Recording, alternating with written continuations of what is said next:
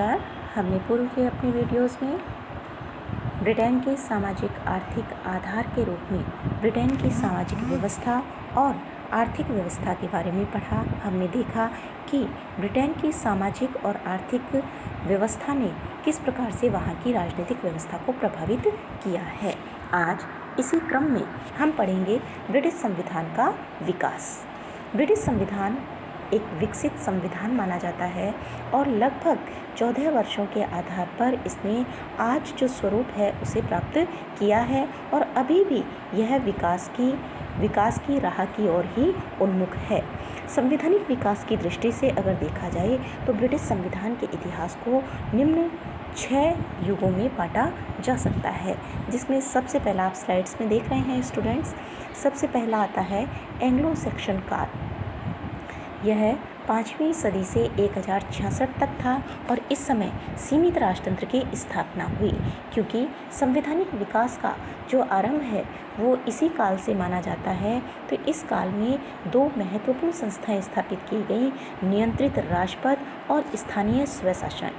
Anglo Saxon राजा की शक्तियों को सीमित किया गया, उस पर विटनेसमोर्ट का नियंत्रण होता था और वह केवल अपने प्रभावशाली सामंतों, सरदारों आदि को उसमें शामिल करता था। इसके पश्चात दूसरा युग आता है नॉर्मन एंजीवन काल।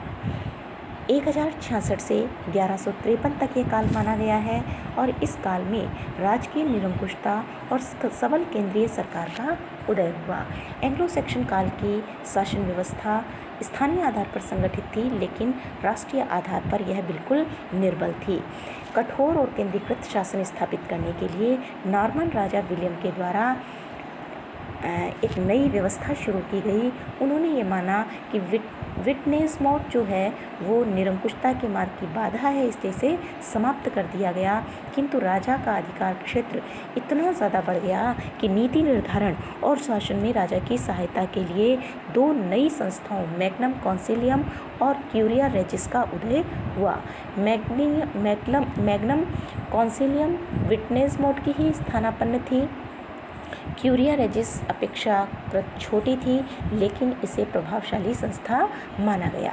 तीसरा युग जो है वो प्लेंटेगेनेट और लंकास्ट्रियन काल माना जाता है। प्लेंटेगेनेट का काल 1153 से 1399 तक और लंकास्ट्रियन का काल 1399 से 1445 तक। इस समय वैधानिक संस्थाओं का उदय हुआ। हेनरी प्रथम के द्वारा जो सुधार किया गया उससे शासन कार्य में कुशलता के लिए क्यूरिया रेजिस के प्रशासन और न्याय संबंधी कार्यों में विभाजन कर दिया गया और प्रिवी काउंसिल और एक्सचेकर के रूप में 2 नई संस्थाएं गठित की गईं। इस समय सम्राट जॉन को जनता से कर के रूप में बहुत ज़्यादा धनराशि की आवश्यकता थी, तो उन्होंने जनता के प्रतिनिधियों को बुलाया और इस प्रकार प्रतिनिधित्व के बिना कर नहीं के सिद्धांत का उदय हुआ। 1215 में ही महान अधिकार पत्र मैग्ना कार्टा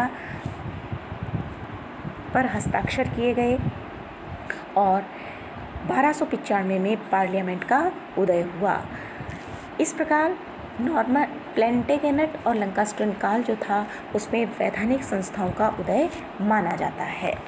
चौथा युग रहा ट्यूडर काल, जिसमें पुनः कठोर राजतंत्र की स्थापना हुई। यह समय था 1485 से लेकर 1603 तक। 1485 में इंग्लैंड में हेनरी ट्यूडर जो था उसने शासन संभाला। ट्यूडर बहुत अधिक योग्य थे, शक्तिशाली थे। उन्होंने सामंतों को नियंत्रित कर एक स्वेच्छाचारी शासकों की भांति शासन किया, लेकिन जनता के हितों को भी ध्यान में रखा। इस काल की सबसे महत्वपूर्ण विशेषता रही कि राजकीय शक्ति पोप के नियंत्रण से पूरी तरह मुक्त हो गई। 5वां काल स्टुअर्ट काल माना जाता है। 1603 से 1714 तक का काल निरंकुश राजतंत्र और सीमित राजतंत्र के पक्षों में संघर्ष और लोकतंत्र की आधारशिला की स्थापना। महारानी एलिजाबेथ जो थी उनके कोई पुत्र नहीं था। जब 1603 में उनकी मृत्यु हुई तो स्कॉटलैंड के राजा जेम्स प्रथम को शासन दिया गया। जेम्स प्रथम की मृत्यु के बाद उनका पुत्र चार्ल्स प्रथम गद्दी पर बैठा। उसने संसद की उपेक्षा प्रारंभ की और राजा के दैवीय अधिकारों पर बल देना प्रारंभ कर दिया। ऐसी स्थिति जब आई तो संसद से उसका झगड़ा हो गया। 1628 में संसद ने चार्ल्स प्रथम से अधिकार याचना पत्र पिटिशन ऑफ राइट्स को मनवा लिया और इसके आधार पर राजा की शक्तियों पर कुछ प्रतिबंध लगा दिए गए। हालांकि संसद के दबाव में आकर चार्ल्स प्रथम ने अधिकार याचना पत्र को स्वीकृति तो दे दी, लेकिन उसने वादे को निभाया नहीं। संसद ने जब इसका विरोध किया तो सम्राट ने संसद को ही भंग कर दिया और 11 वर्ष तक संसद के बिना ही उसने शासन किया। संसदीय नेताओं ने सम्राट की निरंकुशता का विरोध किया। 1642 से 1645 तक गृहयुद्ध चला। अंततः संसदीय नेताओं की जीत हुई। सम्राट चार्ल्स पर मुकदमा चलाया गया और 1649 में उसे मृत्युदंड दे दिया गया। 1649 में राजतंत्र का अंत कर क्रामवेल की अध्यक्षता में गणतंत्र की स्थापना हुई, लेकिन 1658 में क्रामवेल की मृत्यु हो गई और पुनः राजतंत्र की स्थापना हो गई। 1685 में चार्ल्स द्वितीय की मृत्यु के बाद उसका भाई जेम्स द्वितीय गद्दी पर बैठा, जिसने 3 वर्ष तक शासन किया। उसने संसद की अनुमति के बिना कानून रद्द करने का अधिकार स्वयं धारण कर लिया, जिससे कि संसद के नेता उससे नाखुश हो गए और जेम्स द्वितीय को सिंहासन से हटाने के लिए ऑरेंज के राजकुमार विलियम तृतीय को इंग्लैंड पर आक्रमण करने के लिए आमंत्रित किया गया। विलियम तृतीय ने इंग्लैंड पर आक्रमण किया। जेम्स द्वितीय ने जब ये देखा कि कोई भी पक्ष उसका साथ नहीं दे रहा है तो वह इंग्लैंड छोड़कर फ्रांस भाग गया। इस प्रकार बिना किसी रक्तपात के ब्रिटेन के शासन में परिवर्तन हो गया।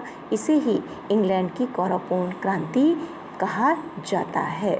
इस घटना चक्र से राजा की निरंकुशता पर रोक लगी और संसद की प्रभुसत्ता की स्थापना की गई। 1689 में ही महान अधिकार पत्र की स्थापना हुई।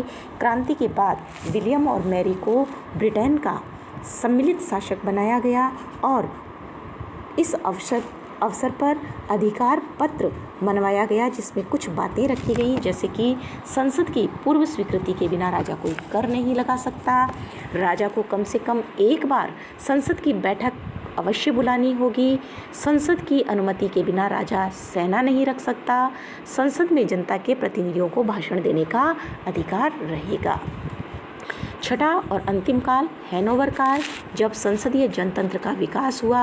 1689 में अधिकार पत्र से संसद की सर्वोच्चता स्थापित हो गई। 1714 में साम्राज्ञी एन की जब मृत्यु हुई तो उत्तराधिकार अधिनियम के अनुसार हैनोवर का जॉर्ज प्रथम ब्रिटेन का सम्राट बना और यहीं से संसदीय जनतंत्र का विकास प्रारंभ हुआ। संसदीय विकास के चरण जो थे वो भी निम्नानुसार रहे, जैसे कि राजा की वास्तविक शक्तियाँ जो थी उनका पतन हुआ।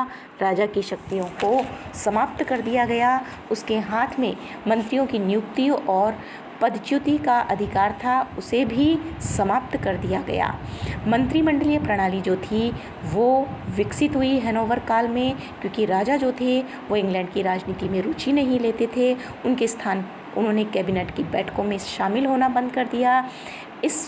ऐसे में शासन व्यवस्था को चलाने के लिए वॉलपोल को ब्रिटेन का पहला प्रधानमंत्री बनाया गया और धीरे धीरे मंत्रिमंडलीय प्रणाली जो थी वो वहाँ विकसित होने लगी। इसी तरीके से वहाँ पर लोक सदन का लोकतंत्रीकरण हुआ। 1832, 1867, फिर 1884 और 1918 के सुधार कानून जो पारित किए गए उसमें मताधिकार को व्यापक आधार प्रदान किया गया और अंततः 1928 में सार्वजनिक वयस्क मताधिकार को स्वीकार कर लिया गया और इसके अनुसार 21 वर्ष या उससे अधिक के आयु के स्त्री और पुरुषों को मत देने का अधिकार प्रदान किया गया। इसी तरह पहले लॉर्ड सभा जो था वो शक्तिशाली हुआ करता था, लेकिन धीरे धीरे यह अनुभव किया गया कि अगर लोकतंत्र के लक्ष्यों को प्राप्त करना है तो लोक सदन की तुलना में लॉर्ड सभा की शक्तियों को कम किया जाना होगा। 1832 में, 1910 में, 1911 में और फिर 1949 के संसदीय अधिनियम के माध्यम से लॉर्ड सभा की शक्तियों को कम कर दिया गया और उसके स्थान पर लोक सदन को शक्तियाँ प्रदान कर दी गई। तो इस प्रकार बच्चों हमने देखा कि किस तरीके से ब्रिटेन का जो संविधान है वो किसी एक दिन किसी संविधान सभा के द्वारा नहीं लिखा गया, बल्कि वहाँ की परिस्थितियों के अनुसार ही वहाँ का संविधान बनाया गया। तो वहाँ पर कठोर राजतंत्र से लोकतंत्र में जो परिवर्तन हुआ वो 1400 वर्षों के सतत परिश्रम का परिणाम रहा। और वहाँ के संवैधानिक विकास की जो सबसे महत्वपूर्ण विशेषता कही जा सकती है वो है उसका शांतिपूर्ण तरीके से विकसित होना। और इस संवैधानिक विकास के क्रम में हालांकि कुछ रुकावटें भी आईं, लेकिन इसके बावजूद वहाँ पर राजतंत्र से लोकतंत्र इतनी सरलता से, सहजता से, बिना किसी खून खराबे के हुआ कि यह अपने आप में विश्व की एक अनोखी घटना के रूप में भी जाना जाता है।